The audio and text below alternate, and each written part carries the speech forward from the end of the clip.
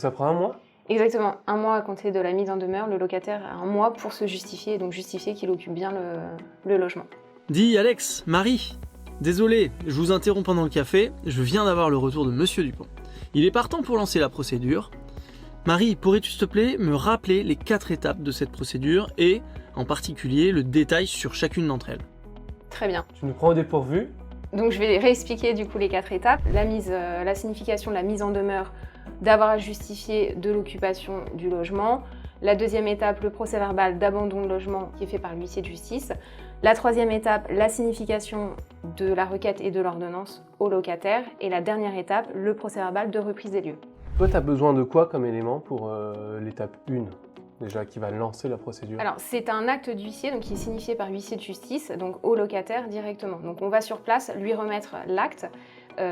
Également sur place, on en profite pour refaire une petite enquête de voisinage, aller voir la petite voisine du rez-de-chaussée, voir ce qu'elle a à nous dire, regarder si la boîte aux lettres déborde, si les volets sont fermés, etc., etc.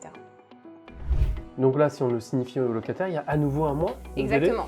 Le locataire a 1 mois à compter de la signification de la requête et de l'ordonnance qui a été rendue par le juge pour faire opposition à l'ordonnance. Donc faire opposition, concrètement, c'est quoi? C'est contester auprès du greffe du tribunal l'ordonnance qui est rendue. Donc ça, c'est la troisième étape. Et à l'issue de ce délai d'1 mois, si le locataire ne s'est pas manifesté, donc n'a pas contesté, donc fait opposition à l'ordonnance, l'huissier de justice retourne sur place de nouveau avec son serrurier et ses 2 témoins pour effectuer le procès-verbal, pour établir le procès-verbal de reprise des lieux. Donc le serrurier ouvre le logement, l'huissier pénètre, on reprend quelques photos, on constate évidemment que le locataire n'a pas réintégré le logement et à l'issue de ça, l'huissier dresse le procès-verbal de reprise des lieux et on change les serrures à ce moment-là. Pas la deuxième étape, mais à la 4e étape, le serrurier change les serrures.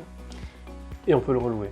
Exactement, donc là on donne les nouvelles clés au propriétaire et on déclare le logement repris au nom du propriétaire. Parfait, Vince?